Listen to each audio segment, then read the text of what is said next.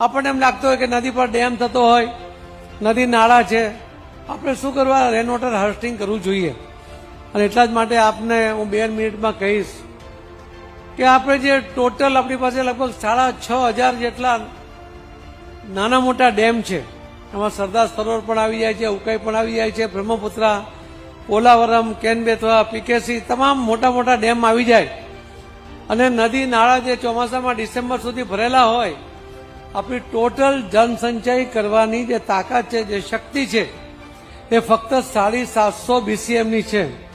4,000 BCM વરસાદ પડતો હોય, આપણે 1120 BCMની આવશ્યકતા હોય અને ફક્ત 750 BCM આપણે વરસાદનો જળ સંચય કરીએ ત્યારે ભયંકર સ્થિતિ સર્જાવાની શક્યતા છે.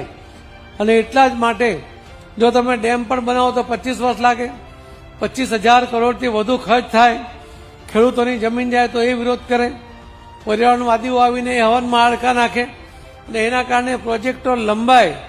આપણી પાસે 25 વર્ષ રાહ જોવા માટેનો સમય જ નથી. અને એટલા જ માટે સૌથી સરળ, ઓછા ખર્ચામાં જો જળ સંચય કરવું હોય તો એ આ પાણી જે વહી જાય છે ખાડામાં, ખાડામાંથી નાળામાં, નાળામાંથી નદીમાં, ને નદીમાંથી દરિયામાં જાય છે. અને ખાડામાં જ જો આપણે બોર કરીએ, સ્ટ્રક્ચર બનાવીએ અને એને જમીનમાં ઉતારવું જોઈએ. એના કારણે જે બોર આપણે જો ડેમ પણ બનાવીએ તો કેનાલથી 100 કિલોમીટર પાણી દૂર લઈ જઈએ કે જ્યાં પાણીની જરૂર છે. એટલે જ્યાં ડેમ બને છે ત્યાં તો પાણી મળતું જ નથી. અને જ્યાંથી કેનાલ પસાર થાય છે એના આજુબાજુના લોકોને જ પાણી મળે છે. પણ દૂર દૂર સુધીના ગામડાઓમાં, ખેતરોમાં આ પાણી જો પહોંચાડવું હોય તો એના માટે આ રેન વોટર હાર્વેસ્ટિંગ એ અત્યંત જરૂરી છે.